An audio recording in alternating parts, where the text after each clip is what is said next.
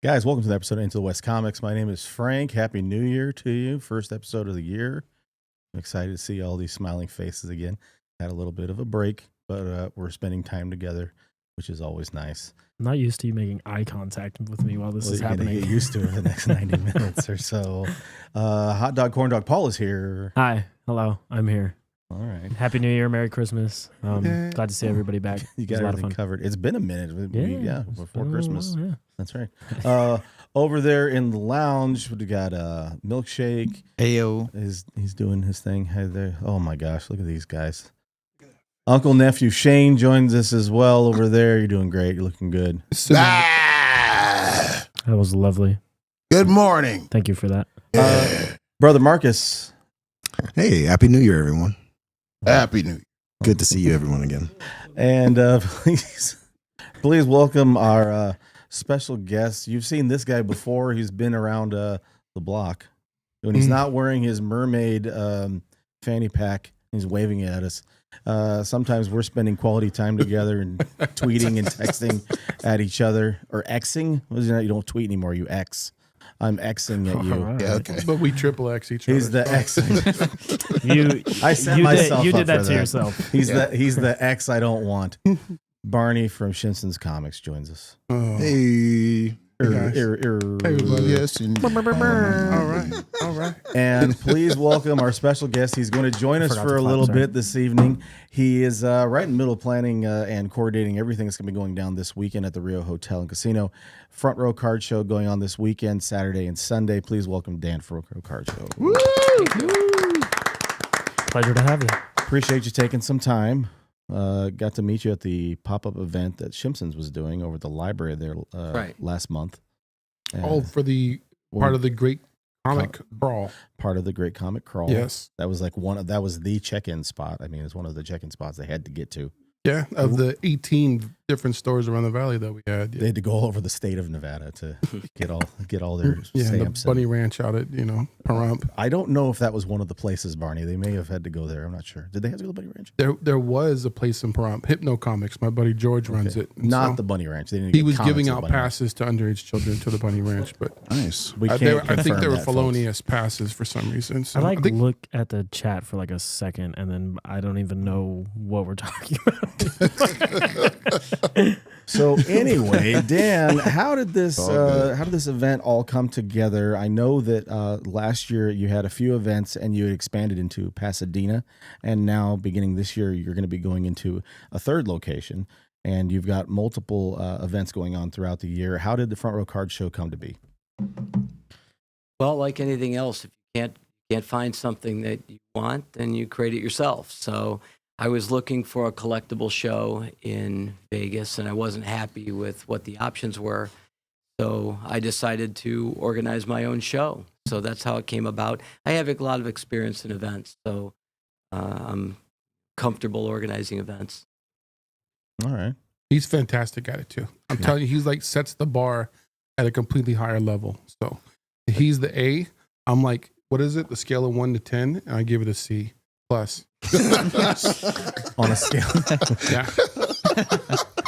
Did you catch that? That's very kind, Barney. A scale of 1 to 10, you're I a C give plus. I give me a C plus, but I give him on a 1 to 10 an A. On a easy scale A. of 1 to 10, you give him an easy A, but you're a C Yeah, plus. yeah. I like your scale there. I think that was actually That was that was Shane's scale. that was Shane. Remember Quan said on a scale of 1 to 10, he's like, "Oh, B plus." What just happened?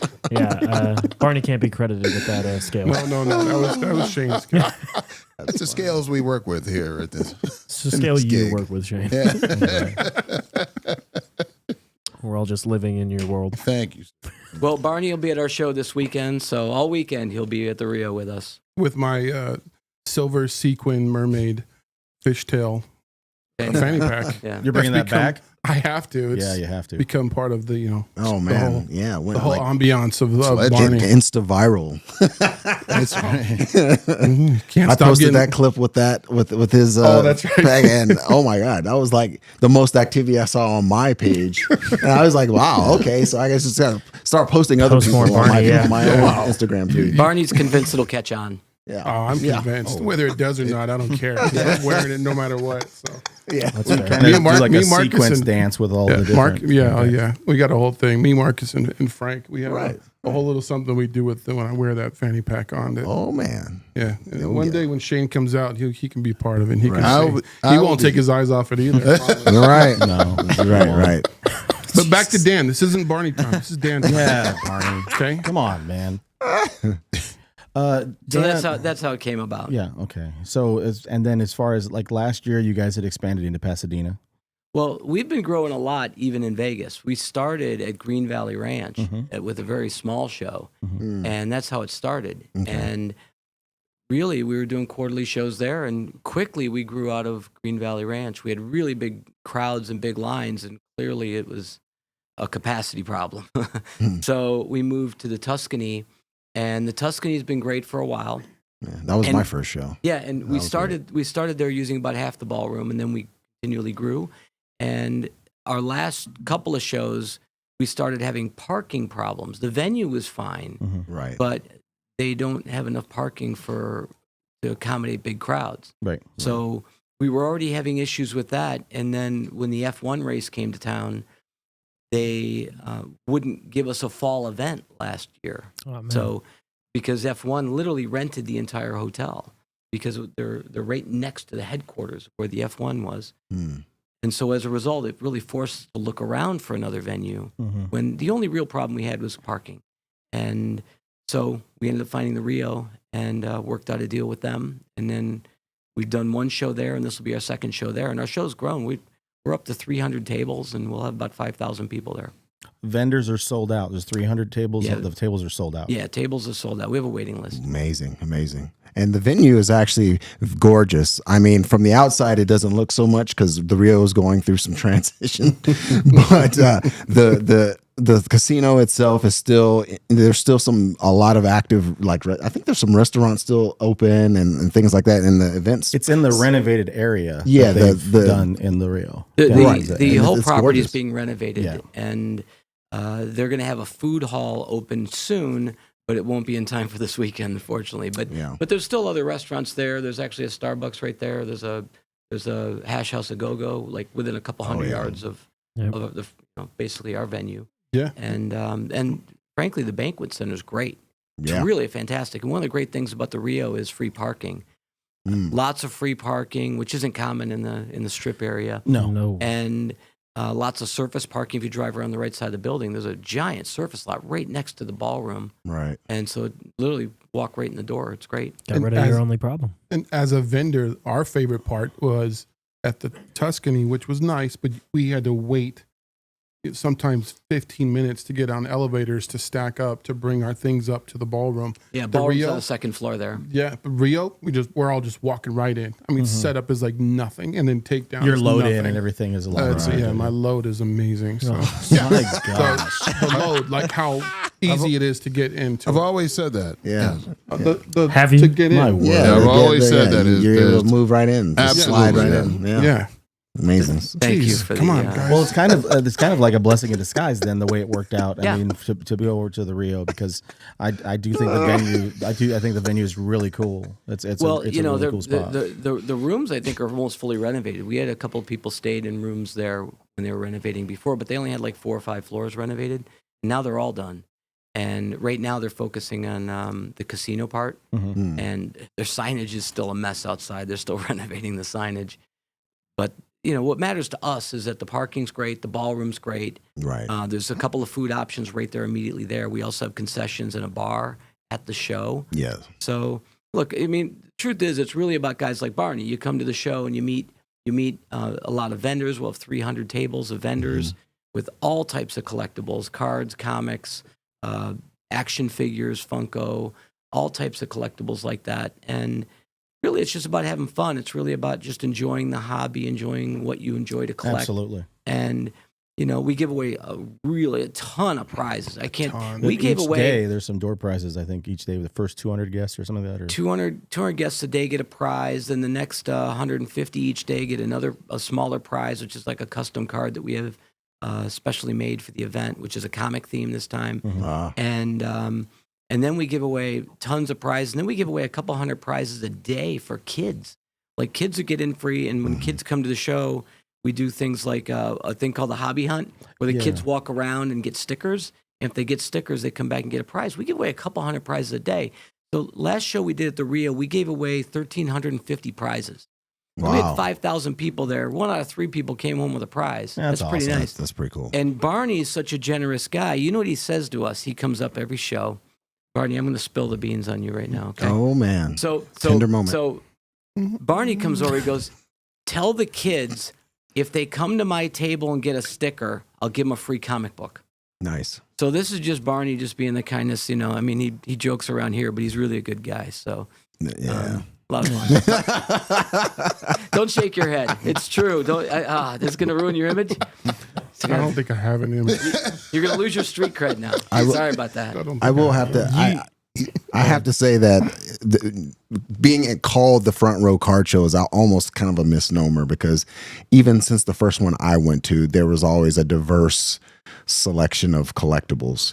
And yeah, it's a card show and there's a lot of card guys there, but it seems very welcoming to comic book people like Barney and others. Pudgy Pump Comics. I met some new ones that I didn't even know were actual stores. And so meeting new people is also one of the biggest things that I like about these types of shows. Well, thank you. Appreciate that. Yeah, and I appreciate you for that, because, you know, a lot of times we try to go, you know, from the beginning, like go big, and no, we start small, start local. Let's give our local people in and grow from there. And that's that time and attention to the local scene is amazing. So I appreciate that. Oh, thank you so much. Yeah. You know what's one of the things we do that I think is kind of fun is I believe in the serendipity of going to a show, of finding things you didn't expect to see. Right. You know, if all the vendors are the same, they're all selling the same things, or if you Right. put all the same type of vendors in a cluster and then you go walk over to that cluster and now you've experienced the whole show, Right. that eliminates the opportunity of finding something really fun. Right. So when we do the layout of the venue, we intentionally pepper different types of vendors all over the room.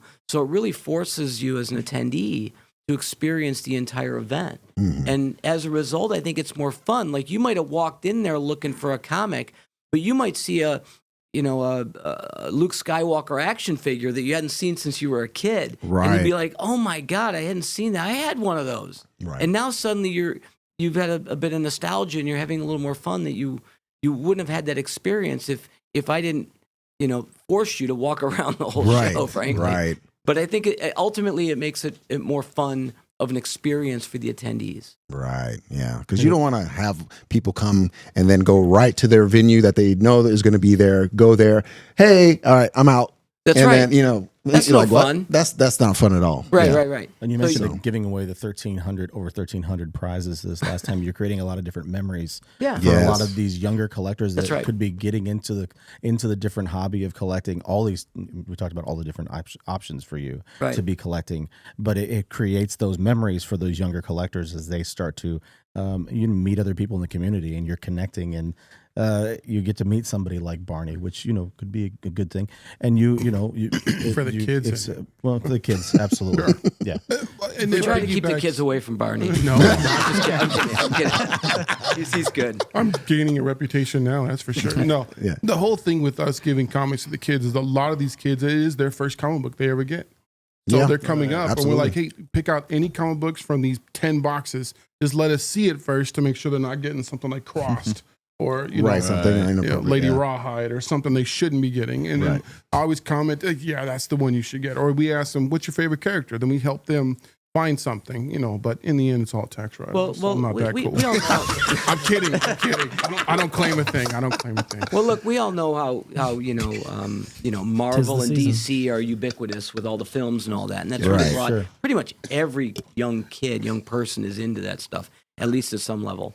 So when let's say a kid comes to a show and maybe they're a sports collector or they're into Pokemon, which is huge these days. Yeah. Oh, yeah. And they come to the show and maybe they get a swag bag and it's got a comic book in it, or they're a kid that gets all their stickers and they come to the front and get a prize, and then among the prizes are comic books, or they go to Barney's table and they get a free comic book. Even though that kid came to the event for something else and they walk away with a comic book, they're like, Absolutely. wow, this is really cool, and then next thing you know, they're like, I want to get more of these. And now they're into the hobby, and that's really what it's about. Right. Yeah, we're trying to keep them in the hobby too, because Right. there's so many other things that they can latch to, from the screen on their phone to video games to the whatever other Fanny packs. Funko. packs. Funkos. I was keeping fanny it packs. appropriate with Sequin what was fanny coming packs. in my head next, Fanny- but yeah, we're just trying to keep them in the interest of the field, because all of us grew up just loving comics. Absolutely. So we want to give it back to the kids, so that we hope that they come back loving comics, and whatever comic that they get from us, and whether it's from us or whether all the other vendors that are there, Maximum Comics goes there, Fire Force, Comics goes there, Dusty Attic and Gorilla Todd. There's a plethora of Rob's going to comic be books there. there. Red Hood Comics is going to be there. So is Red Hood going to be Yeah, there? Red Hood's I gonna know be there. Rogue Toys was going to be there. So Nice. that's the ultimate power couple right there, those two. So, Yeah. but I mean, whatever it is, we're just trying to keep the thing going, so the kids can continue to read and just try to promote that. So, but I mean, going back to Dan, I mean, what you've created with this show, it's easily the best quarterly event that we have in Vegas, and then some would even say it rivals the annual event that we have of the amazing Las Vegas Comic Con. So, and that's been going on here for what, Marcus, 8 years, 9 years. Yeah, something like that. It Yeah. might be So, double digits. I'm not really sure. It might be a bit close of to it, yeah. but what you've created, the atmosphere that you've created, the people that you bring in, just the whole synergy of what it is that's happening at the show. I mean, you've done phenomenal. I've said Oh, it thank time you, and man. time again. You Means a lot to me. absolutely are, the A-list of when it comes to it, and the work you put in going around promoting the show, talking Yes, to the comic book absolutely. stores, giving free passes for people to come to the comic books, to come to the Front Row Card Show. Just every show that comes in town before one of your shows, you're there to give vendors, passes to then give out or to give flyers for it. So, and you and I have, developed a great relationship over the last couple of years to work with each other. One, not to, schedule something on the same weekend or anything close, but two, just to help promote each other's show. Yeah. So you promote ours with the Old School Comic Con or the ShimpSons pop-up show. And then of course we always help out with promoting the Front Row show. So Well, I think Barney and I both understand that it's an ecosystem.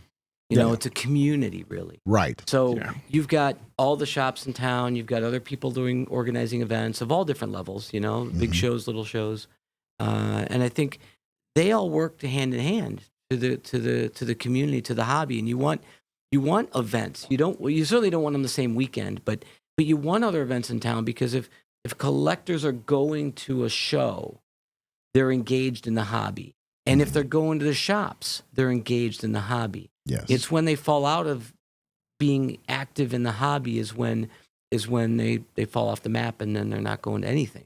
Yeah. So I think both Barney and I are very supportive of the shops in town. I can say that for myself, but I can say that sincerely about Barney. I know he's the same way, and I think we both try and encourage people to support the shops. Don't just walk in there and price check and then go on eBay and buy it. That's really uncool. Right. Yeah, You know, that's I mean, not cool. if you go price check something at a comic shop and they're $1 more than what you can buy it on eBay, support the store. Yeah, You know, absolutely. eventually they're not going to be there if you're not actually supporting the store. If you don't go right. spend a few bucks there, or if you need sleeves or supplies or anything like that, just get them from the store. Go down there, say hi to them. And then if you have a question to ask, they're there to help you because, that's it's a community. Yeah. No, absolutely. We're all about like trying to partner with everybody that's in town and 100%. working with everybody. We spent some time. I went to some shows that weekend after we did the pop-up event at the library beginning of December. Some shops that I had never been to. So it was really cool because you get to meet new people that are part of the community. I actually recognized the guy at a shop I visited that I hadn't seen for a long time. So that was really cool. Actually, Barney's really good friends with a buddy of mine that I used to go to a shop with 10, 12 years ago. We didn't even know they knew each other. And Barney knows everybody. And then by I the hold way. it against Barney. But I mean, yeah, but that was really cool. But In one way or another. then one way or another, that's right. You had mentioned that this is a pretty unique item that you brought to show to us. I think you brought to show us. You Yeah, have this the werewolf comic here, The Curse of the Werewolf, but it's something unique to that book. Dan, if you wanted to tell us. Well, I'll tell you about it. Do I show it somewhere? All right. So Right in here, there. there you go. All right. So when I was a kid, I had about 8 of these, and what they are is they're old school comics, and they come with a record. If you don't take a look here, it comes with a 45 record. Mhm. So when I was a kid, I had a bunch of these, and the beauty of them is it's almost like they're narrated, but even with special effects and audio, and it's not just one person reading them. They actually have different people reading the different characters in the book. And they're fantastic. And I played them to death to the point that the records had big skips in them. I played them so much and wore out the comics and wore out the records, and to the point that and of course my mother threw them away, so I don't have the original ones that I had when I was a kid. But what's fun is I then found a couple of them, including this one, on YouTube. They're on YouTube. Actually, somebody has literally page turning, and you've got the original audio, so you can actually watch and listen on YouTube. And so I went and found it, and I was like, oh my god! And I was trying to explain it to my nephew, and my nephew's 19. He's into comics. He loves Dr. Doom. Oh, So I'm always okay. going up to Barney and saying, "What new Dr. Doom comics you got?" So anyway, I was explaining this, and frankly, I had to explain what a record is to him. 19-year-old kid, right?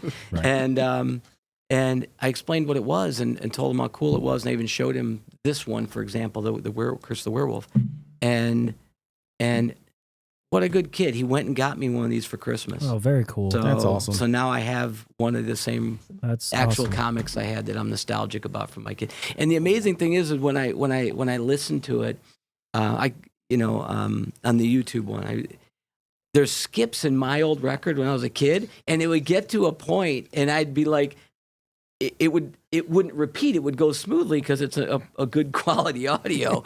But in my mind, I'm ready for the skip. I'm waiting for the skip, and I was used to bumping the record player to just get it keep playing. But I don't know. I'm kind of dating myself here. But They are fun. My brother Butter, I who's the understand massive how a Conan record works, fan, Frank. and leave Tickets alone. So my brother Butter, who's a massive Conan fan, they made one of Conan, and we bought it. And he went out and bought a record player just so we could sit there and listen to it. And we put it on and just sat there and just went through the book while it was reading and narrating, and Conan's voice was there, and read Sonia's, and we were just like, well, "This is the coolest thing ever." And I had them when I was a kid. I had a couple oversized Spider-Mans. ones. I had a Hulk. I know I had this one. I'm trying to remember what other There's ones Captain I had. America. There's Iron Man. I had a Captain America. I had a Dracula one as well. There's a Dracula. Oh, wow. There's a Man Thing one too, not the giant-sized Man Thing, Okay. but the Man Thing. I Right. didn't have that one, but yeah, they're really cool. I mean, genuinely, they're They're like kind of like an audiobook, but even better. It's Right. really a lot of fun. For us when we were, younger. Now, Right, back when we didn't have tech. Now you actually had to turn the pages of yourself using Yourself. Right. Yourself. Yeah. Yeah, I was Not remote control. digital. Nice and Yeah. analog, Right. warm. You couldn't warm just to watch vinyl the sound. show. There's rotten kids.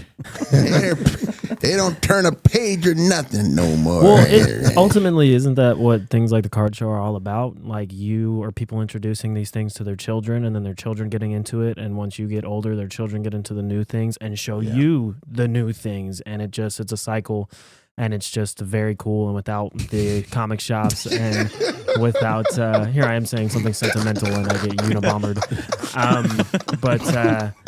Yeah, it's like the ultimate point of these card shows, to allow something like that to be able to happen. And that's what's so beautiful about the community, and why things like this are fun, and why things like this are fun. Sure. And it's just, you don't get it, especially with how tight-knit everything is within each city. Not a lot of communities that are like that. Yes, I look like the Unabomber. Actually, you look creepier than the Unabomber. Actually, Paul Kaczynski. Points. Paul That Kaczynski. hit. That was good. I was not ready for that one. just joking.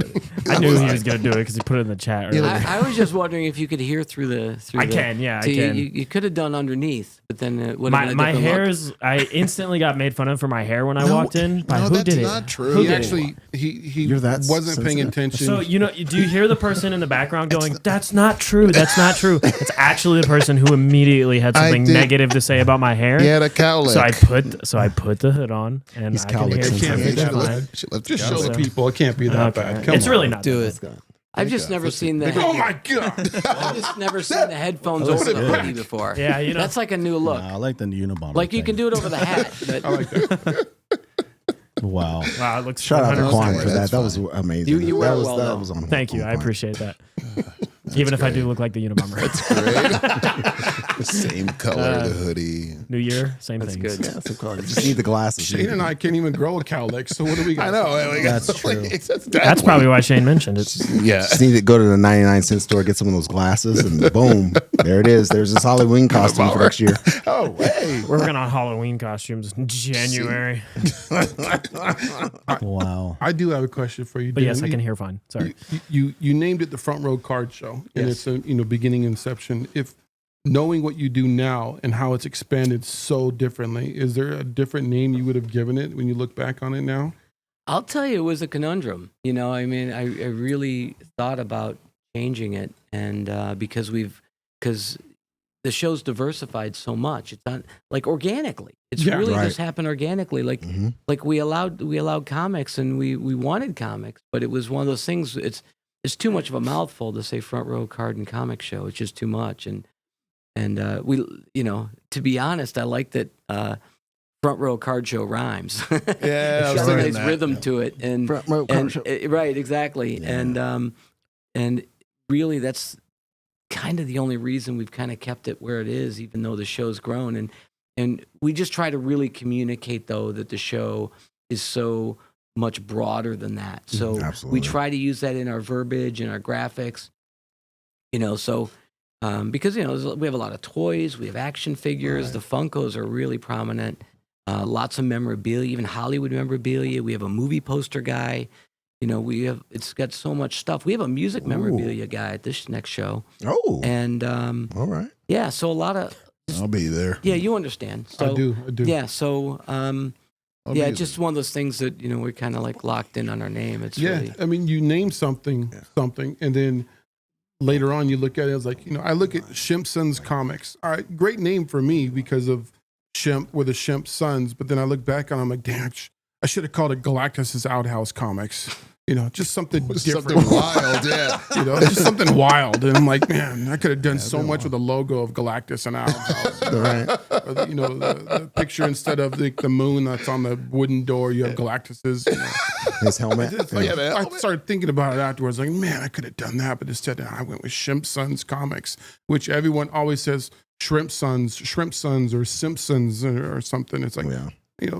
3 out of 5 people actually get it correct. So that's good, including Shane, who I've known for like 7 years now. It's actually not bad. 3 out of 5. I actually like Front Row Card Show though, because it almost feels like by keeping it as Front Row Card Show and letting it grow and be diverse, it still kind of feels like, okay, yeah, it's a card show, but then when you walk in, you're like, oh, wait a minute. Yeah, and it's still nostalgic. It still keeps that the root. Like, it started off as a card show, much respect. And then it grew, and now it is what it is. It's way more than a card show now. So, but we kept the name because that's the roots. That's where it started. Well, sure. To your point, the Comic Cons are not all about comics, right? And they haven't been for a long time. Absolutely, absolutely. Yeah, San Diego Comic Con started out as a Comic Con. Now it's about 15% comics that are pushed in the back corner now. Sure. So exactly. but point being, like, autographs. The name carries itself, and people know what it is. It's not so like we've definitely had conversations about whether we should change the name of the show to just Into the West something or other because we are afraid. We're afraid that exactly. We're like afraid that like we're gonna pigeonhole ourselves as comics to people just looking at it. But ultimately, if you build your brand and they know what it is when you're coming to it. Yeah, it doesn't matter. Yeah, you'll build a following, just like anything else. Half the people on the show can't read. So. Into the West propaganda. Yeah, Into the West propaganda. There we go. Propaganda. I'll do that. Dan, thank you for participating in our propaganda show this evening. Propaganda. Now you're linked. We really do appreciate you taking the time. I know you're a busy guy. You're going to be setting up stuff all day over there tomorrow. Yes. It's going from 11 to 5 on Saturday and Sunday. Guys, if you are in the area, go down there, check it out. There's probably something, literally, I mean this honestly, there's something for everyone down there. If you're a collector, there's a little bit of something for everyone. Make sure you make your way down there. Come and hang out. You'll see, incredible people like Barney. Actually, Stephen Lolito is going to be down there as well. We had him on the show a few weeks ago. He's going to be in the Artist Alley area. I don't know if there's an Artist Alley area, but we have an artist. Yeah, because he's going to be there. Local creator, had him on the show a few weeks back. Yes. So go by and say hi to Stephen as well. Wait, real quick, and I'm sorry to interrupt, Barney. Stephen Lolito. Our last show, he's got a character he invented called Box Boy. Yep. His comic books, right? And whiskers. Yes, and that's right, the cat. And so a little kid comes in, couldn't be more than 5 or 6 years old, with a Box Boy hat on. Yeah, you're kidding? Like made out of like a newspaper bag or a grocery bag, paper grocery bag. And the kid comes in and asked, "Where's Steven's booth?" And the kid was brought to me, and I was like, wait, I gotta see this. So we walked the kid over to Steven's booth, and he was just dumbfounded. He was so impressed. He was so excited. It was just such a beautiful moment where Steven, this young creator, his creation is adored by a fan. This little kid fan was touched by that. It was just such a beautiful moment. I just wanted to share that. Now that Steven lives for that moment. Oh my God. It was it was beautiful for both the kid and for Steven. It was just amazing. And honestly, that's really what this is all about. Yes, absolutely. Exactly. If for some crazy reason you come to this show, you have to come to this show, first of all. But if you some crazy reason you come to the show, you can't find anything, you come find me over at ShimpSons Comics booth. I'll give you a free comic book for it. Hey, there you go. Right on. The hookup. That's awesome. I'll be there. But again, yes. Thank you for Dan to come in and hang out with us tonight. We appreciate it. Thank you for putting up with us, and we hope that you have a fun time this weekend. And I know it's going to be awesome. Yeah, we'll definitely see you out there. It's got to be fun, right? That's what it's all about. That's it. Absolutely. 100%. Guaranteed fun. Appreciate Guaranteed fun. All right. Well, good stuff. Thank you, guys. Appreciate it. Yeah, absolutely. Thank you. Dan. Thank you. Yeah. Shane, are you caught up on the what if? I think I need to see one more episode, but other than that, I am caught up on the what if, yes, for the most part. But I've seen enough episodes to know whether I enjoy it or not.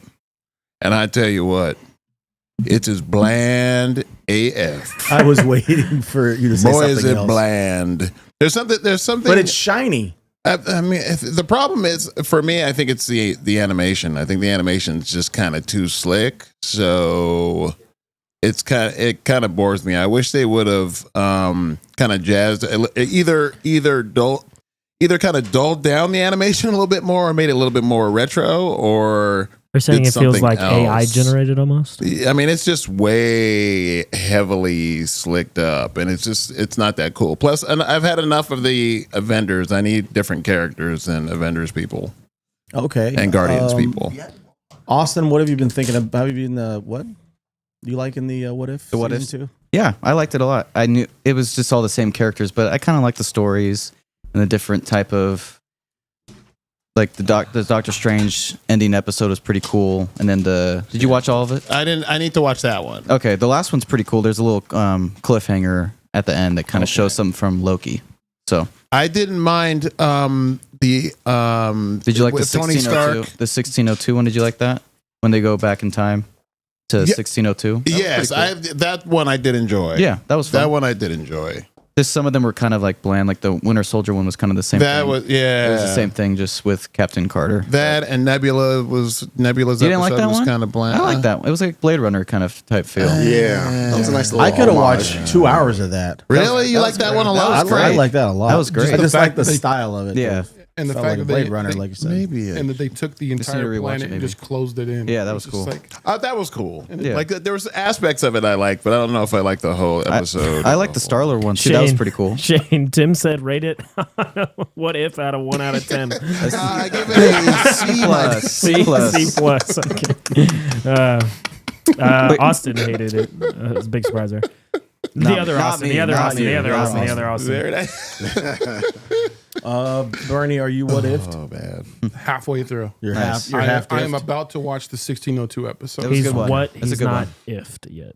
So my kid's enjoying the heck out of it because it's got Peggy Carter, and he's just absolutely in love with her. Well, So, I wasn't sure. I'm not sure where that was going, but okay, yeah. Margaret Carter, Yep. Peggy, Yeah. Peggy Carter, Agent yeah. Carter. Yeah. Yeah, Yeah. He Peggy is Carter. just. I mean, he must have binge watched that her actual show probably 10 times. I like that show. That That was a very well good done show, Yeah. considering it was Agent Carter. regular Yeah. Yeah, it was TV ABC. CBS or whatever. ABC. Yeah. Yeah. So, I'd take I that one enjoyed it. over the Agents of S.H.I.E.L.D. Sure. Yeah. certainly. Exactly. I 100% agree about that. Marcus, did you watch the What Ifs? Yes, I did the whole thing. It was good. I definitely enjoyed the second season more than the first. I kind of would kind of watch it kind of halfway, like while doing other things, like and then have it in the background, and then when it gets interesting, I'll give it my undivided attention, just because I'm always just reading really. And I found all the episodes enjoyable, all in their own kind of own ways. Like the Blade Runner esque sort of ones, and some of those ones that were love letters, like what was it? It was one that was like Die Hard. Oh, the Happy Hogan was actually kind of fun. Yeah. That was kind of that was cool. Where it was like a Die Hard. Yeah. Basically, that one was really cool. That was fun. probably my most favorite. They yeah. did a Die Hard, right, Yeah. Paul? Yeah. Shout out Rick and Morty. Rick and Morty. Yeah. Brendan Riley in the comments says that the season really hits its stride in the second half of that. Would you guys agree? Yeah. Yeah. I liked them better in the second half of the Austin's Fleet Flu, but I need least to see favorite the was the But end. look But at what Austin's. yeah, Austin's least favorite was the end of it. But I mean, I like the 80s version of the Avengers. Yeah. I like that with King T'Chaka. With the Star-Lord and- episode. Yeah. Yeah. Oh yeah. When Chasing Peter the Quill little- was little the Star-Lord. villain. Yeah, that was cool. It's fun. It's something. It was fun. It's something different Yeah. for you to be, thinking about like the possible scenarios that they could have gone with. I mean, it's cool storytelling. Remember, they wrote all of this. They wrote this season and the first season all during COVID. Oh, No, season 3's already done. I think season 3 is basically finished. Oh So, wow. Yeah. Very cool. Very cool. So I mean, we'll see. They already put out like a little teaser trailer Yeah, thing with Bucky and with, someone else. Red Guardian. Yeah. Right. didn't they push like the what if John Favreau was a Christmas tree or something to season 3? I don't remember. I don't I know. mean, maybe. I There's don't one know. that was Could supposed to come out happen. this season that got pushed the next season. I'm not sure what it. I want to say it was the Happy Steals Christmas or something, or did that come out Happy this That season? happened. There was the Christmas Happy Hogan season. one that saved Yeah, Christmas. Oh, okay. But so yeah, there's one that got pushed back till next year or season or whatever. So when we are in the new year, Paul. It is 2024. I just checked. Yes. We had You just experts checked. confirmed. Is that what you were doing on your Yeah, I phone? just confirmed it is 2024. Oh, good. I wanted to go around the room and get from all of you guys your top 3 most anticipated films for 2024. and you do it 3-1, or you do it 1, 2, You do 3. it, if can you do somebody it does C to A? Can you do it C to A? Yeah. C to E. He's not even focused. I'm gonna three, so I'm gonna C. start with Uncle Nephew Shane Shane. math. I want to see Beetlejuice 2. Is that your third? What's that? What's like Is the that ranking? 3? Yeah, that's 3. No. So it's D for you.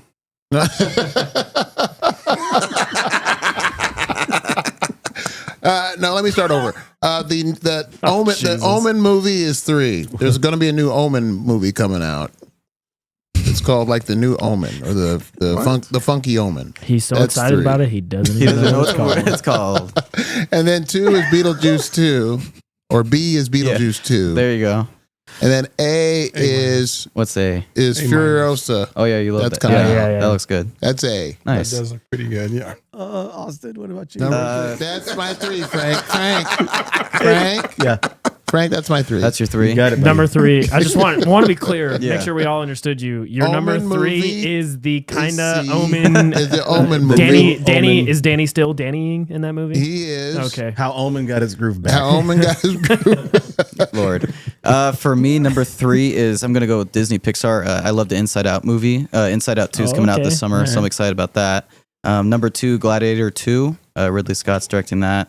That's supposed to be pretty good. And then number 1, Dune Part 2 for me. Ooh. But he died at the end. I know.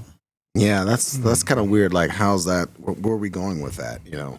But then again, We'll find out. Yeah, they've surprised us before because like when the Ryan Gosling Blade Runner came out, I was like, what are you gonna do with that? But they did a I phenomenal. mean, knocked Harrison it Ford out, didn't yeah. die at the end of that. Yeah, so it was kind of like Spoiler. Ridley Scott's involved, so it's going to be fantastic. Yeah, it's gonna be make a fantastic, difference. So- Oh, you didn't say that to him about Gladiator, but okay. Yeah.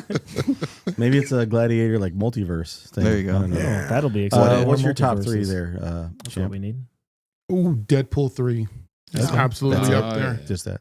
Just considering what's going to be in that movie and all the guest appearances and everything that's going to come along with it, I think yeah, with it's going to be phenomenal. Ballerina. Oh, Part the of John Wick. The John Wick between 3 with- and 4. With what's her Wasn't name? that Anna supposed to de come Armas. out this year? With and then Anna the de strikes? He's got Armas. pushed Yeah. back. Yeah. With Anna de Armas, Yeah. who is absolutely lovely, right, Shane? Absolutely. Who I I did love not that. realize she was in The Time to Die. She was the Yeah, character. And for I like did not 5 minutes. realize For that. like 5 yeah, she minutes. was. Yeah, I did Yeah. not realize that. Really? Really? Over in Italy, she was the one who Yeah, just helped for like out 10 James minutes. Bond for like 10 minutes. Oh, Did not realize that. My first thing with her was the mystery movie. I can't think of what it's called. Oh, Knives Out. Knives Out. Yeah, that's Which great. she was phenomenal. Phenomenal. I thought you were Yeah. very, very pretty young. Pretty Very nice. Then it just went back to Very time, nice, No very Time to Die.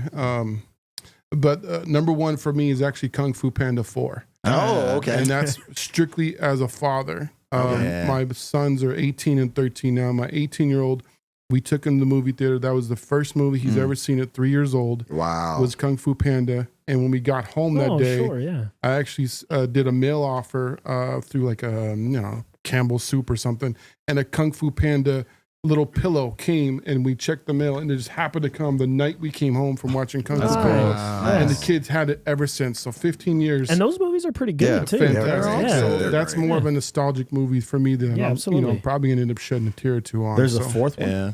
Yeah. Yeah. It's coming out this And summer. apparently I think. it's like the people from the first one are coming back or something. Ian McShane's in it Yeah. again. Oh, nice. As Tai Lung. So All right. yeah, it looks pretty dang good. So What about you, buddy?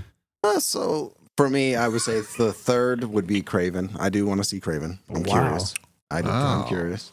I saw that there was a Lord of the Rings movie coming. It's like an animated. It's an animated Oh, it's War of the animated? Rohirrim. Okay, so yeah, I'm still interested in that. But yeah, Ballerina definitely, and then Dune 2. Okay. Those would be my 3. Yep. I was trying to see if there was something else that I might have forgotten, but no, those would be my 3. Yeah. Yeah, absolutely. Before I get into mine, my mom says that she can't imagine anyone could ever improve upon the original Omen. Austin, really? yeah, she loves that movie. That's like her favorite. It's a horror good point, movie. Carol. Austin says he thinks it's Deadpool 3, Gladiator 2, and Dune Part 2. Brendan very keenly noticed that no one mentioned Rebel Moon Part 2 as any of their. It's probably a trend that's going to hold up, Brendan. And Austin is also super looking forward to Kung Fu Panda 4. yeah. And for me, my C is going to be is going to be Dune Part 2. That's the I said C and it threw off my whole thought process. I was like, C or C? I was like, what? Dune Part C, Dune Part C. Part B. The Sea of Sand. I don't know. But Dune Part 2 is number 3 for me. And then number 2 is going to be Furiosa. I think that looks super, super cool. And hasn't been an announcement on who's playing Immortan Joe, who, spoiler alert, dies in Mad Max Fury Road, but this is a younger version of him. And the guy who plays him in that movie passed away, Hugh Keith Burns. There's a lot of speculation that Chris Hemsworth is playing both of them. Because there has not been an announcement for who the actor is for Immortan Joe. Kind of like some makeup. Yes, exactly. So I think that would be interesting. Is going to be fun to watch. And then my most anticipated movie of 2024, probably a little bit of a sleeper, is Robert Eggers' Nosferatu. I am so excited for that. Really? That comes out Christmas. The guy year. who did The Lighthouse, The Northman, and The Vivitch, he's making a Nosferatu remake, and I am so excited for it. Pennywise is the vampire. Yes. Right. Skarsgård. Skippy Skarsgård. I can't remember. Skippy Skarsgård. Yeah, but that is the movie I am most excited for. I think it's Jimmy got Jack a lot of potential. Skarsgård. Jimmy Jack Skarsgård. And it's one of those things, Eggers is one of those directors where even if the film isn't the best thing I've ever seen, it will be interesting. Yeah. I will be engaged the whole time. So I'm really excited about that. I love that quality. What about you, Frankie? So for 3 for me is feels weird because they're all going to be like in the first half of the year. So Is there another Fast and Furious? 3 for 3. Yeah. There isn't. It's not. Beekeeper. Just checking. Beekeeper. Number 3 is Beekeeper. No. Number 2 is Beekeeper. Number 2 1 is Beekeeper. Number 8 is Beekeeper. Thailand. That's the guy who made the first Suicide Squad movie. Spits hot fire. 3 for me is probably. Oh, that's true. Number 3 for me is not Beekeeper. It is. It's going to be Furiosa. I'm excited to see what they're going to do with that movie. I think Fury Road was just crazy, Phenomenal. It was a really fun movie. And I think that Hemsworth, and I forgot her name, but she's great as well. She's gonna be great in the role. Anya Taylor-Joy. Anya Taylor-Joy. She's gonna be great in that role. Number 2 for me is probably Deadpool, Deadpool 3, and I'm gonna switch it up. I'm gonna say it coming out, I think October, November, just out of speculation of how weird I think the movie could potentially be, and that it's a musical. Oh, okay. I did not see this coming. Joker 2, Folie à Deux. Oh, wow. I am very curious as to how this movie is going to go. Yeah, absolutely. You got Lady Gaga, you have crazy Joaquin Phoenix, and is Todd Phillips directing again? Yeah. Okay. Listen, Wow. Joker is very. It's nothing if not interesting. It's nothing if not interesting. It's a polarizing movie. Yeah. There's a lot of people are like, for hot or cold on it. Yeah, for me, it doesn't feel very genuine to the character in the comic books. For me, it feels like they're trying to make the Joker a sympathetic character, which results in an interesting movie. But for someone who, and I'm admitted, I have a bias. I'm very attached to what the character is in the comics. He's not supposed to be a sympathetic character. You're not supposed to go, "Ooh, I understand why he's lashing out." It's not what the Joker is. He is supposed to be the ultimate evil. That's the kind of villain that he is. So my personal biases get in the way of me enjoying that movie. But it is far from a bad movie, definitely. What about there's some stuff in the chat here? Tim says, "What about the Fall Guy remake with Gosling or the If thing?" with John Krasinski. Imaginary friend, John Krasinski. Krasinski Directing it. Steve Carell, Yeah. Ryan Reynolds is in there. Mhm. Yeah. There's 2 Imaginary Friend movies coming out because there's Imaginary, which is a horror movie that I think is yeah. coming out in a couple months. Oh. Interesting. And then Nick was there in the chat. He said, "Paul Blart 3." Anyone? Is it actually No. coming out? Is it- I don't know. He also I didn't know there was a said- Paul Blart 2. He also said there is actually There is. He's in Vegas. Beverly Oh, Hills that's it. Cop 4 for Nick. Beverly Deadpool Hills 3 Cops 4. and Daredevil season 4 whenever that I comes out. think he that's says. pushed to 2025. I don't think that's coming out. Oh, and this year. Dre, I didn't even see Dre's comment here. Dre said Deadpool 3, Nosferatu as well, and Folie à Deux. Dre just got it from his nap. I think he's on his way over here. Dre, I forgot about Beverly Hills Cop 4. That's coming out so next forward. month or Yeah. this month. I'm always weary of new Eddie Murphy stuff. I'm never sure because in The general. Christmas movie came what was the Yeah. he had a movie come out last 2 or 3 years that was really fantastic. I can't remember what it was. I can't remember the name of it off the top of my head. But then he has other stuff come out, like the sequel to Coming to America. That Which was one of the worst movies I've Oh, ever seen my in my Lord. life. Brutal. Yeah. That was brutal. But he, like, I was never, rough. at this point in his career, he's like, it's either going to be real good Oh, real or not. real not good. or real the I other wish thing. I could remember the name of that movie. Yeah. Whatever. I remember it was. Listen, you can get a good look at a steak by sticking your hand up a cow's ass, but I'd rather take the butcher's word for it. Eddie Murphy was in Tommy Boy. No, what is it? No. We're always bringing it back to the comics. I made the mistake of listening to Barney like he was He going to help had me. to look at me. He had to look at me like I had something so interesting to say. Shane, usually this is around the time that Right. Sonny would be moderating Yeah. our new comic book segment. He's on vacation. Yeah. And I'm going to take over So right you're going to now. take over and moderate this new comic book segment Don't be for us. booing Paul. Go right I will not ahead. boo Paul. Don't hate on Paul As far as he when he knows. starts talking, please. Okay, I'll I send will you not either. boo him. Please, All right. I love Paul. Yeah, Austin. He's here. You'll boo him. Make fun of Paul. Who's going first? Can I pick who goes That you first? may choose. Yeah. Oh, Dolomite is My Name is the name of the movie. That movie Oh, was very good. I Yeah. liked it. Yeah. Anyways. So it was not. You can get a good look at a steak by sticking your hand up a. I'm ignoring It was you. not that. All right, I'd like Marcus to go first. Oh. This is Cop or Drop. Wow me. You got 30 seconds. Go! 30 seconds. Okay. Was it okay. Shark Tank? You know right, Marcus right, is not exactly. going to be done in 30 seconds. No, I'll do 30 seconds. I can do 30 seconds because this was actually, there's a lot to go through. So my first pick is Joshua Williamson's Duke. Yes, G.I. Joe. This is Yes. Fabo. Sorry. Fabo. Oh, So my it's goodness. a very dark take on Duke. He's kind of out of the military, but he's still kind of useful to the government. So they want to get him back in because he's such a stellar guy. But he's been disillusioned for a little bit. So of course he's got the rag tag, he's got the beard and hair all grown out, and now they're calling him back to service. Absolutely phenomenal. Joshua Williamson himself, you could tell he's a big fan and superb. Not the only Absolutely Williamson group superb. at I'm the sorry. table today. I'm It was sorry. really good. It was superb. And then I finally played catch up, but this is issue 4 of Avengers Inc. This is the kind of like a mystery whodunit with featuring Janet Van Dyke, Wasp, as kind of the lead character, and she's a detective. It has a lot of very good, like Jessica Jones alias vibes to it, but it's different. And Al Ewing, the guy who brought us Immortal Hulk and the current Immortal Thor run. And we Venom. only find them when we're dead. Yeah, he's doing a great job with this. He's actually, it almost feels like he's doing kind of like what Tom King does. He takes some of the more obscure characters Sure. that don't get as much attention. He reworks them, makes them relevant, and then makes them approachable for the readers of today. So this was really good. That's And Is that a Bill Sienkiewicz cover? I'm not It's No. got the Moonlight looks like it.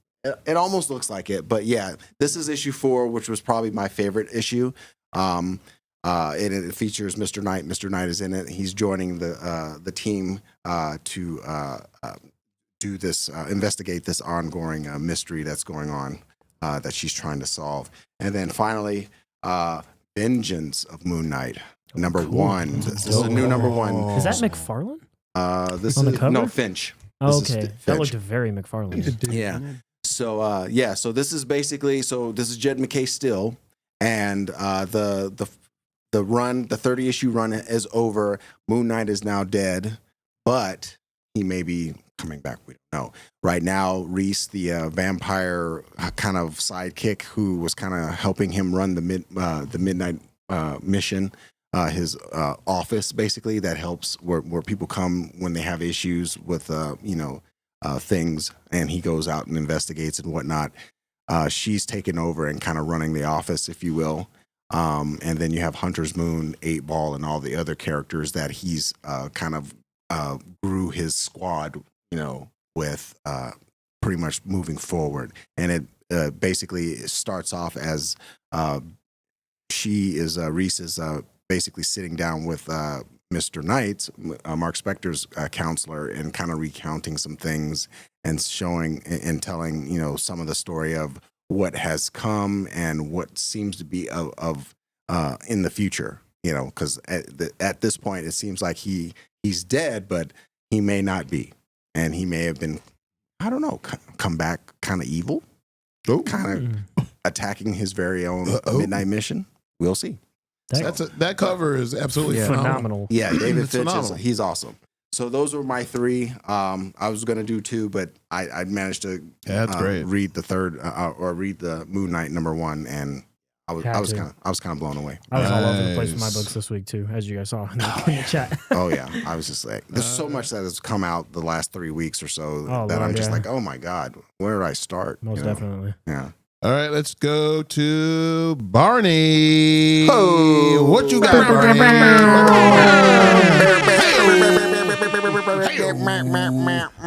As you know, I don't really bring the new stuff. Listen, I bring the old stuff. and that's why I dig you, and that's why I like to see what you got, because you bring the wild, the wacky. And I the dig things that. most people have probably never seen or heard of. Sure. So, Absolutely. Yeah.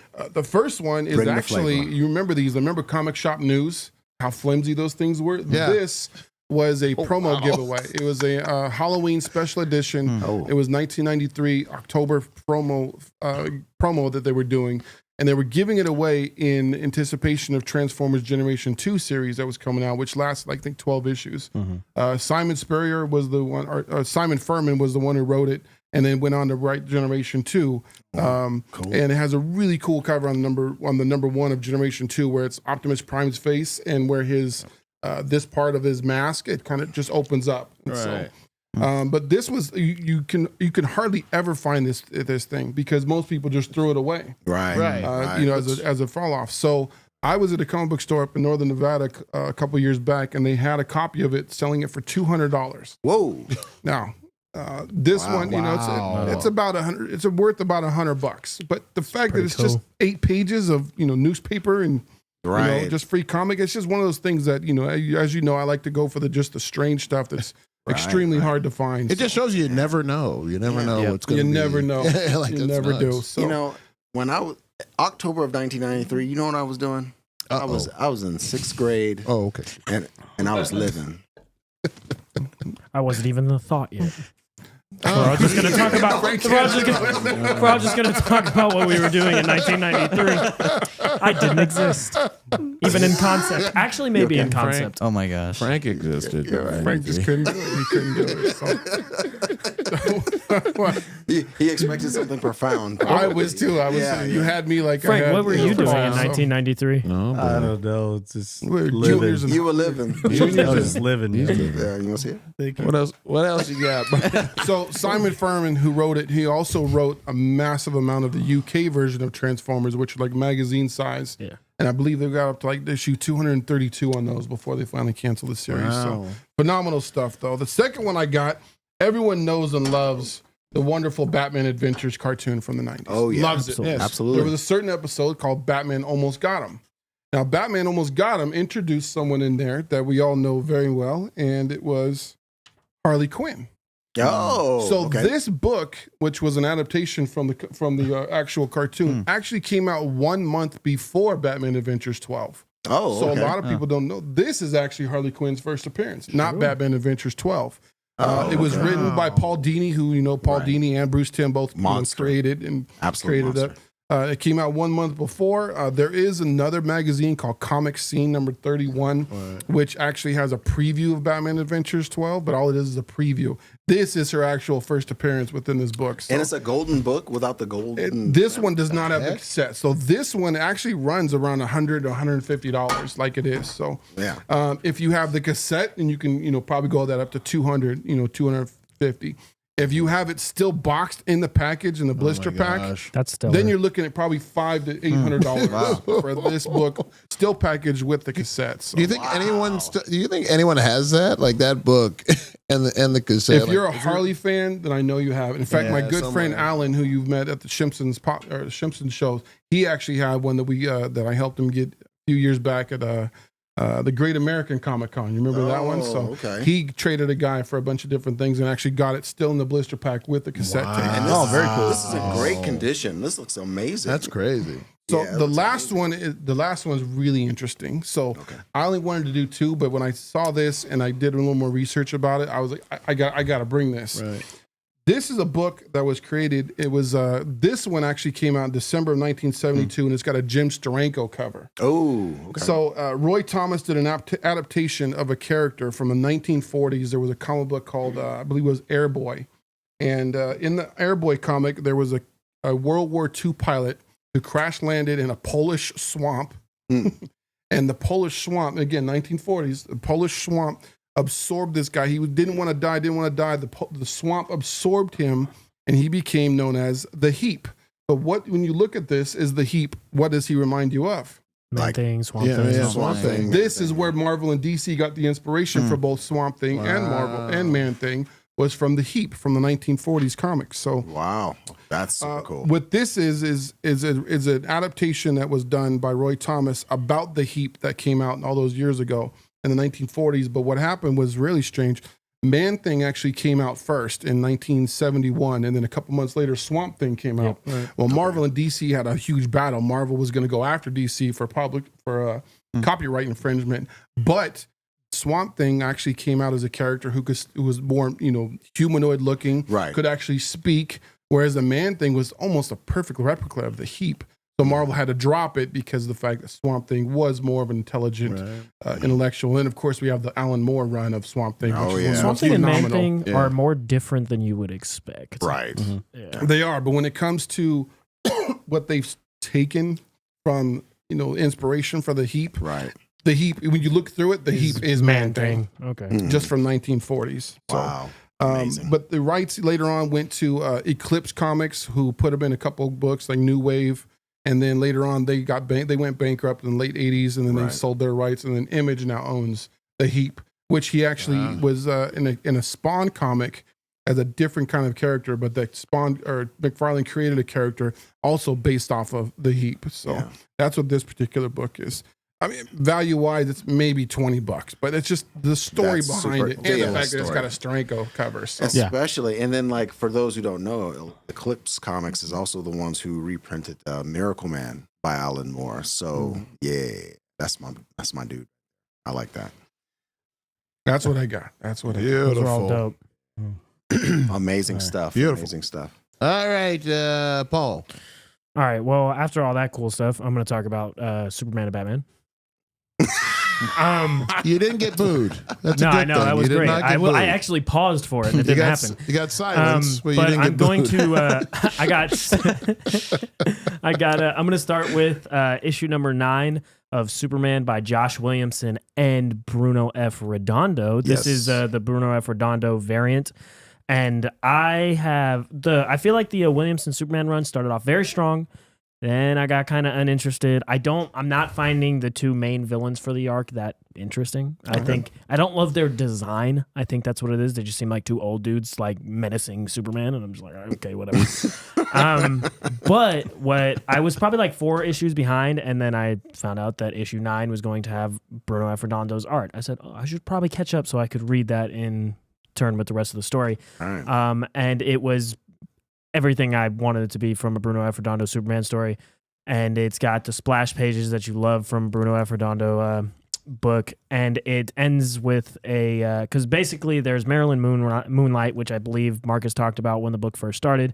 She's like this weird unknown protector of Metropolis at night. Right. They're going like this fight with Dr. Pharma, who's like this, has like kryptonite like nails or whatever. I don't know. I don't find it that interesting, but he's basically trying to control. He's a enemy of Lex Luthor, and at the end of this issue, he uses the kryptonite on Marilyn Moonlight and Superman, and they get flung back in, or Superman at least gets flung back in time, and it results in some really cool images. But one of the ones I wanted to show here, when Superman lands in between Dr. Pharma and Marilyn Moonlight. Wow. Bruno F. Redondo is Oh, boy. he is the best, and I was super excited for him to be on the Superman book. But so that's my first book. It's, as far as the story, cool. Bruno F. Redondo, there's not anyone better. And then the second book I have, so there's 2 Black Label Batman books going on right now. There's Batman Gargoyle of Gotham, which I am super into. And then there's Batman City of Madness by Christian Ward. Both are written and drawn by the exact same person. Christian Ward does both in this book. Rafael Grampa does both in the other book. And I was going, which one do I want to read? I have more interest in Rafael Grampa. But I had heard so many good things about this one, so I got the first 2 issues. It's going to be a 3-issue run. And this is kind of what if Batman and Lovecraft, or what's his name? Lovecraft? H.P. Lovecraftian. H.P. Lovecraft, yeah, there we go. Combined. And there's a dark version of Gotham underneath Gotham, and there's almost a Cthulhu-esque Batman. And the Court of Owls needs to go and recruit Batman to fight the kind of Cthulhu Batman. And it's really cool. And the art is like, it's trippy. It's almost like I would call it like a spiritual sequel to Arkham Asylum, a Madhouse on good. Mad Earth. And it kind of they actually mentioned that comic in this comic. He's like, I was trapped inside of Arkham Asylum sometime like years ago, and now I'm heading back there to figure something else out. And the 2 main comics this kind of pulls from are Court of Owls and Arkham Asylum, a Madhouse on a Mad Earth. But everything else about this is super cool, super original, and it's super dope. The art is incredible, and I'm gonna read both of them. I haven't picked that one up. I'm gonna have to pick that one up. I think this one is more, cool. and they're very different. Like this is a fantasy book. Right. The other one, almost the way I would explain it is, I hope what they do with the DCU. Pattinson's Batman and Reeves's Batman is very dark and gritty and down to earth. I want the DCU, kind of like Gargoyle of Gotham. I want the DCU version of Batman to be more like this, bombastic and bright and colorful and weird. And I think that will contrast those 2 characters enough. And that's why these 2 Black Label books coming out at the same time, it's not like, I'm going to pick one. They're both really good and have completely different stories and tones. And I've really enjoyed the first 2 issues of this book. Only 3, but they're magazine sized. Right. So they're probably like twice as big as your average comic book. So it's really like a 6-issue run. But very cool. And the art alone is worth buying it. Right. Yeah. Right. I would Great job, agree. Paul. All right. I have heard from the 3 jokers at that table. There's only one more joker to go, and that's the Frank. The Frank. What you got, brother. Frank? Beef Frank. I have something I kind of segued away from the capes for this week. It's a detective story. It is a couple, married couple. The series is called Pine and Merrimack and Boom Studios. Kyle Starks is, he does a great job with all of his storytelling. One of the cool little elements I wanted to mention in here about the artwork and the flashback, it's a really simple technique for storytelling, is that the stuff starts to blend together when they're doing flashback sequences where they're telling this story. Her husband is a retired MMA fighter. She was a detective that left the force and she started her own private investigator. There's more underlying story that's going to be developed. Kyle Starks is great at the setting up the storytelling. The Pine and Merrimack is the intersection of where her private investigator office is located. So that's the address of where it is located. That's cool. But yeah, really cool storytelling. I've been waiting to check this out for a while. I like the detective when they have a little bit of humor elements to it. Oh, yeah, and this definitely has it. It also has some added stakes as the story kind of builds. And I like what Fran Galan and Kyle Starks are starting to build within this. It's a 5-issue or 6-issue limited series for now, and we'll see. Yeah, that's right. There's always like the kind of like pilot season with a lot of these books. Like the Chip Zdarsky, the one Marcus put us all on. Yeah. I can't remember. Newburn. Yeah. That was 12 issues, and See how now successful it is. It's still phenomenal. now it's still going. Yeah. It's still burning. Yeah. Which I'm not complaining about. No, so, not at all. We're kind of wrapping up the whole Krakoa saga, the fall of the House of X. This is a Scotty Young variant, a Cyclops cool. there on the cover. I like Scotty Young's artwork. He does some great Cute covers. Cyclops. He's cute. It is a callback all the way back to, you'd appreciate this, Barney, all the way back to 1976, the Fastball Special. And if you're familiar with that, with Wolverine and Colossus, there's a callback to that. Chris Claremont, X-Men 100, kind of thing. And it brings it all the way back. They talk about the creation of what may have created the mutant nation of Krakoa. They are wrapping up this story because we've been hearing that it's been speculated that in May or June, I guess they're going to be resetting the whole X-Men world within Marvel Comics. So they're kind of wrapping up this Krakoa story. A lot of people loved House of X, Powers of 10. They were kind of hot and cold on 10 of Swords. And, Hickman had mapped out this overall arching plan for this. I appreciate the storytelling. This is Jerry Duggan. Teenie Howard, Benjamin Percy, they kind of carried the mantle of what Hickman was trying to set the stage for, and I'm really excited to see where this series goes. It's got some twists in here, and I don't want to give away too much stuff. Right. It's about, again, this is like a 5 or 6 issue story that's going to be taking place. It'll be crossing over into some of the X-Men books. There's so many X-Men books. I've got like Mutant Fatigue. Yeah. The only book ongoing mutant X-Men series I'm reading right now is Immortal. Yes. I kind of gave up on the other books. Well, X-Men Ray just ended, but I gave up on the other ones. The thing about X-Men for me is since we started doing this show and started talking about stuff, you guys are talking about X-Men, and I wanted to start reading it. It's impenetrable. If you did not start from the beginning of this, it's impenetrable. So the fact that it's jumping on points, I think for like stuff like this, you can definitely pick up any of those House of X or Powers of 10, and I think you get introduced to what's going on as far as the Krakoa thing. But as far as like jumping into X-Men, it resetting, and nothing wrong with it coming to a grand conclusion and it being the great. I'm not like saying they shouldn't have done it.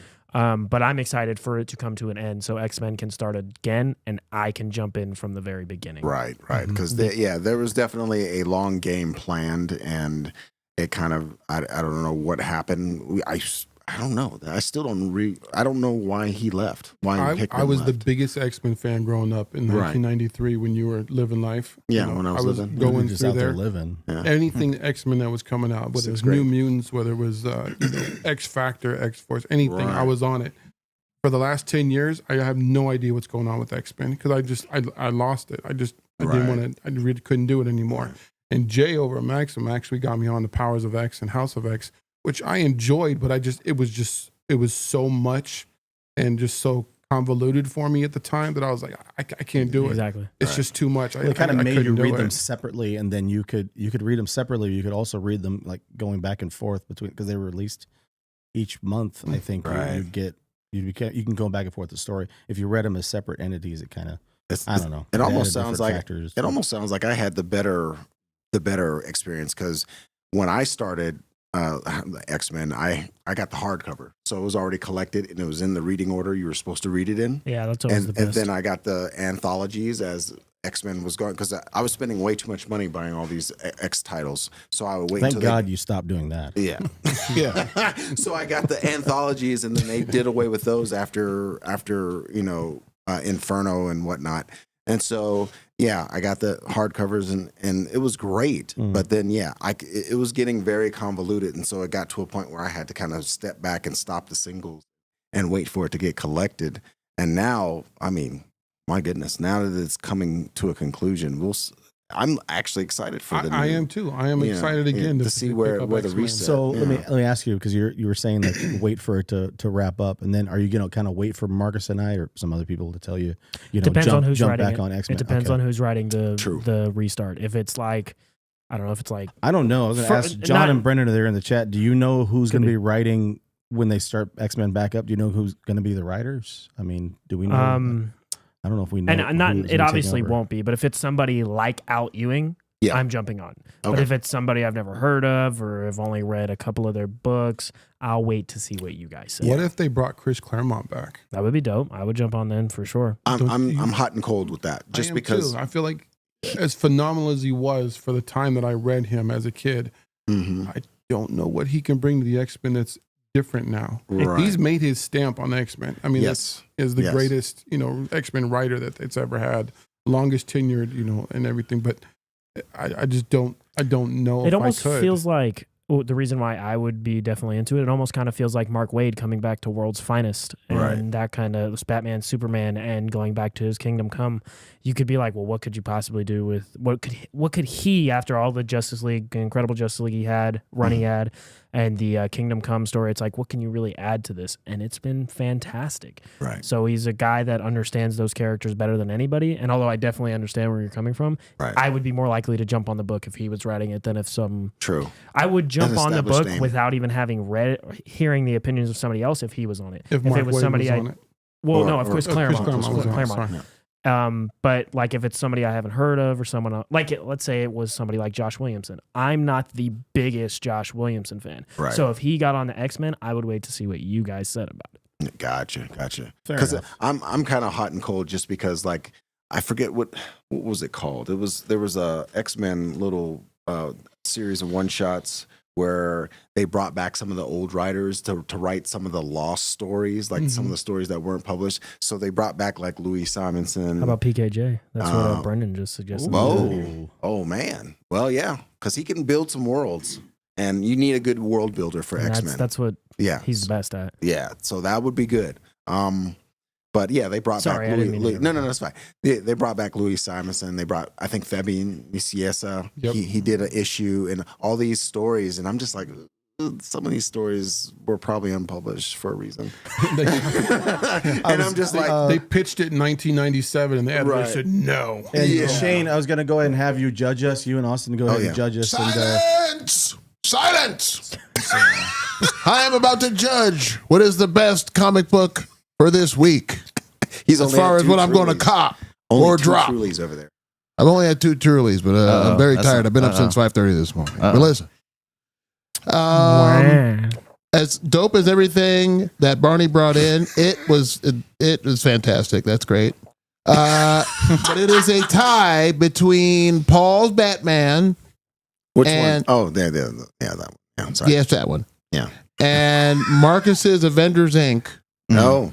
And I am going Oh. with. It's a tie, but he's going with. I mean, as far as Paul, please. This is Shane's time to shine. Sorry. I was just confused. Oh wow. Oh boy. I was going to go with Paul's Batman, but Marcus's Avengers Inc. Yeah. has won this week. I'm copying it and dropping everything that Paul brought in. There it is. Couldn't do it without it. Nice. Cobra Commander comes out soon too. So Unabomber. Shame, Unabomber. in 2 weeks, the great. Cobra Commander series drops. oh, I'm so excited. After reading Duke, I'm so pumped for that. And Seriously. Nick was there in the chat early on. He was saying about how you had to read Transformers prior to reading Yes. Duke. It is pretty important that you go in that Connected, order. yeah. It's connected. Yeah. Okay. But yeah, that Duke limited Duke looks series. fun, too. Well, that It's a stuff's good gonna start, be- man. It was it was a fun. great start. That was a stuff, fun there's read. going to be more and more and more and more and more of that stuff because the movies are going to be crossing over. Because the end of The Rise of the Beast, Oh, they're like, G.I. Joe? Right. So that's definitely what's said going to it be like happening that. in the They movie. said it like Hey, that. if you watched, have you seen it? Yeah. So the end of the movie, that's kind of how Yeah. they do it. They open a warehouse thanks and they're for the like, invite. G.I. Joe? I watched on the couch, Marcus. Yeah, I'm not excited for that. You're not? No, The but Transformers still, G.I. Joe yeah. cinematic appeal. There's still going to be a bunch of Hero. comic books Unless coming they out. brought because- Mask in with it. Then I'm, You're a little more- mask guy. Yeah. oh man. Matt They Tracker? brought Mobile Armor Striker, man. Come on, bro. Okay. Come on. Well, okay. Austin, has anything stuck out to you? You'd like to read? You can read. Yeah, you I like can to read. read. You like to read stuff. Yeah, I like to read. I like Awesome. Marcus's. I like the Moon Knight, and then I like Yeah. the Paul Superman. That was good too. Yeah. It's a good read. It's a little. It's breezy. I was gonna say yeah. It's a little quicker to read than I would say action. Action I would say is a deeper story, but it's still entertaining nonetheless. Yeah. I liked Frank's Batman and Superman he brought. What? I just want to give Frank some. Oh, thanks. The Pine and what's the second? Pine and Merrimack. That sounds dope. Yeah, that's That good. sounds dope. I'm curious with the fastball special. Show of hands, who knows what the fastball special actually is? Absolutely. Yeah. I've heard of it. I haven't read it though. Do you The know? fast- Do you know what it is? No. So the fastball special was something Claremont that created. Yeah, where Colossus Wolverine is would in take- Colossus's yeah, take yeah. I hand didn't know. and throw him. and throw him. And he would Yeah. throw him. And it's all called fastball Fastball special. It's in Just throw him X2, across. right? The movie? It happens in the movie. It was right? in the movie. Yep. yeah. yeah. But the comic was when John, I think John Byrne was John Byrne was- penciling it. Yeah. Oh man, you. And there go was ahead, a Shane. Jim Lee had done a John cover. Byrne It's was a sideways cover of a variant X-Men book, and it's a beautiful cover showing Oh, him Colossus, throwing. and he has Wolverine. Colossus throwing and he was Wolverine. tossing it. And it's a beautiful looking cover. And too. like over the decades in different Marvel Changed, titles, they would try to recreate that Yeah. thing to make it look like it was Colossus and Wolverine, but it was like different Somebody characters. Like one else. was like Luke Cage and She-Hulk. One was the Hulk throwing Cap. You know, they try to do stuff to kind of recreate the image. Rocket special. throwing Groot. It's cool. It's part of Yeah. Rocket throwing Groot. It's kind of cool. Yeah. So backpack. They were- Marcus mentioned Philip Kennedy Johnson's Action Comics, which just came to an end with the annual. He still has the Incredible Hulk, Right. Green Lantern, and a few. And I think he's still on 007, and there's a few other things just- going on. just 007 wrapped. just ended There you with go. this issue 6, and There- Garth Ennis is taking over. Garth Ennis. I'm like, whoa, okay. Your favorite. Shout out, Yeah. shout out to Dynamite for that. Philip Kennedy Johnson is tentatively confirmed to be back on the show next week. Hey. So that'll be fun to talk to him Our about baby. what the run was like and wrapping it up and what he's going to be doing going forward. Yeah, I feel bad because I haven't talked much about 007. 007 is phenomenal. It was a 6-issue run that he did.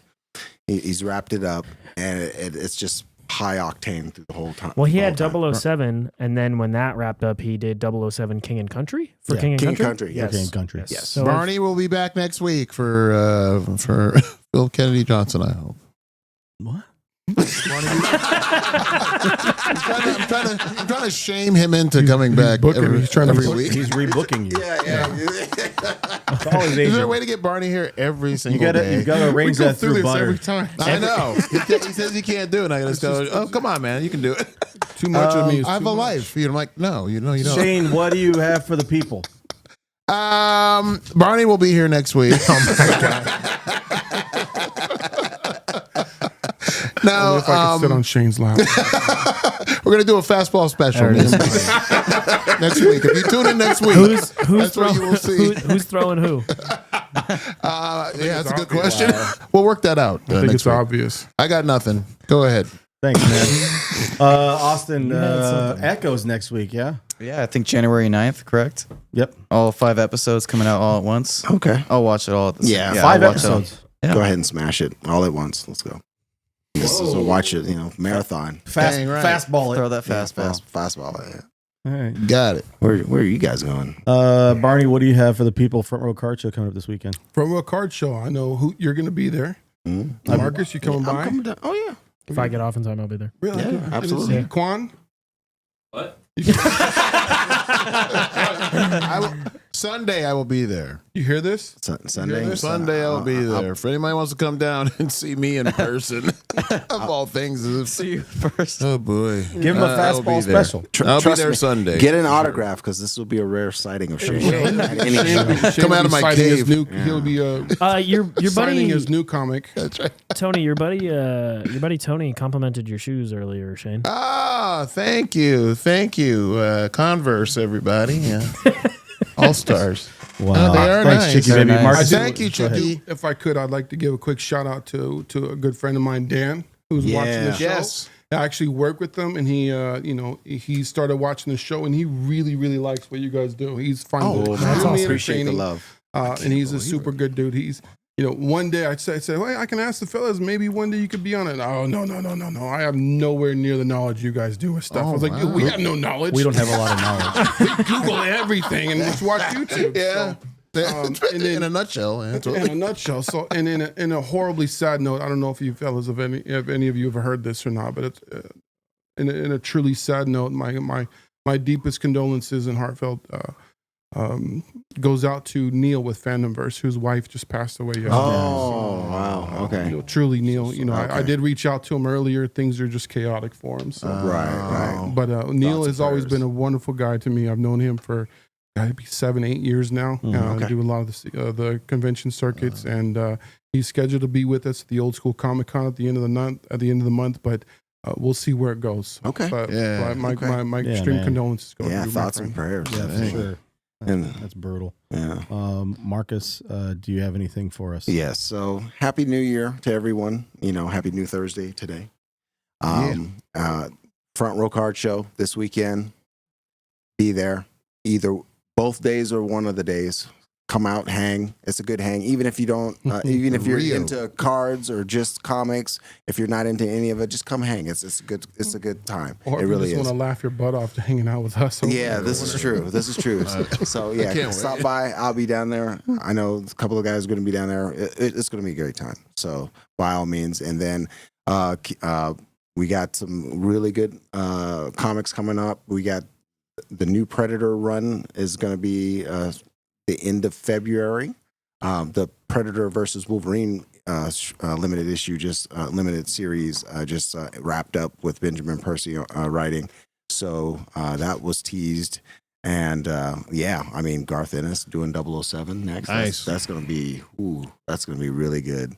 And yeah, it's going to just continue the tradition, like the Daredevil tradition. It's just going to continue the tradition of good writers being on the 007 comic. But sadly, not a lot of people know about it or talk about it. So I'm going to try to talk about it. Absolutely. Nice. All right. Paul, how do they get us our fastball special? You get us at our fastball special at Into the West Comics on where you're at right now, YouTube, Into the West Comics on Instagram, TikTok, any place you listen to your audio podcast, you can find us on there, and then Into_Comics on Twitter. We will be having, like I said, Philip Kennedy Johnson is looking like he's probably going to be on the show next week. And there is a new comic book day from the middle of December with Mark Nerdy AF, which Dre and I have been super busy. We didn't have a chance to get it out. It will be coming out here in the next week or so. So look forward to that nice. on top of the new comic books things. And just thank you guys all for hanging out. The chat was really active today. Nick, Brendan, John, Tanya, just everybody, Austin. Tanya, and he laughs. Really, yeah, Tanya. I'm really just happy that everyone was in the chat hanging out and that all you guys were here. Shout out to Dan. He was incredible. And, That's at the Rio, right? We want to Rio reiterate it's at the Hotel. Rio Hotel. And I'm so casino. glad you mentioned that, Shane. Hey, Rio hey, Hotel and I'm on Casino it. going on this weekend, January 6th and 7th from 11 to 5. If you are in the sports card area, they have a trade night going on Saturday night from 5 to 9. Oh, A little wow. after hours thing, trading cards there.